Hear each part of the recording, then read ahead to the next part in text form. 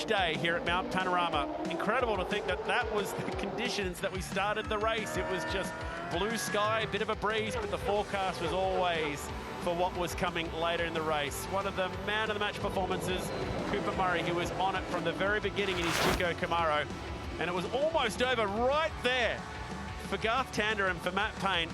I reckon Garth might have to go down and buy Craig Lowndes a beer for that one. The big moment started to turn. Lap 55 after a quiet start. Bang, Tony D'Alberto, car 17, out of action. First BP pole safety car of the day. Disappointment for Will Davison, and unfortunately that would be their day done. And then on the restart, Chaz Mostert's engine expires, and one of the great images of the great race for this year, over to the fans to enjoy a cold one. The rain, it arrived, and then it never really dissipated. The action at the front was incredible. Waters going toe-to-toe with Kostecki. They came in for wets. Lap number 71, and one of the big movers in the race out of action. So many people had picked Waters and Winterbottom to go all the way today.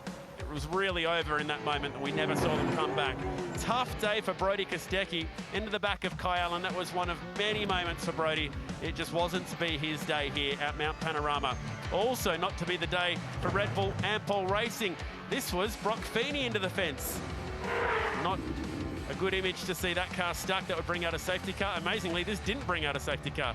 That was Jackson Evans, unfortunately, in the SCT entry, out of action. Will Brown, hefty contact with the fence, taking both of the Red Bulls out of contention, but Feeney would fall back to 6th. Brown did finish in 17th today. Heavy rain towards the end of this one. Golding on cold tyres really struggled. So on the restart, Ryan Wood got through. Bam! There goes the Pizza Hut car. Macaulay Jones was on for a top 10 today. That took him out. The truck assist car goes off, and this was just before the safety car was called. Golding got back to the lead. Pete Shivers couldn't believe his luck. And then the heartbreak for car 2 as Ryan Wood and Jaden Ojeda go out of contention, with engine drummers taking both of the Walkinshaw and Red United cars out of the show. This was the real tale at the end, just slipping and sliding numerous cars off into the fence. Richie Stanaway, one of the best in the wet, he was coming too through the field, but unfortunately out of this one late. Again, Golding goes wide. It opened up the door for Cooper Murray, and then this fight with Matt Payne.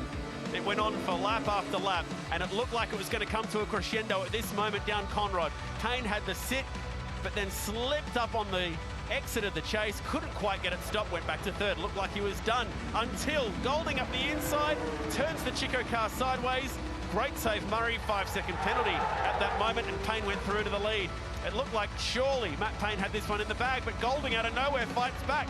With 2 laps to go, he gets to the lead of the race again with that penalty, which then somehow invited Reynolds into the fight on the last lap. He tried the impossible move around the outside of the cutting, couldn't pull it off. Golding first to the checkered flag, but takes the penalty. Payne gets the win on a dramatic day here at Mount Panorama. Payne and Tander, they're your champions for 2025.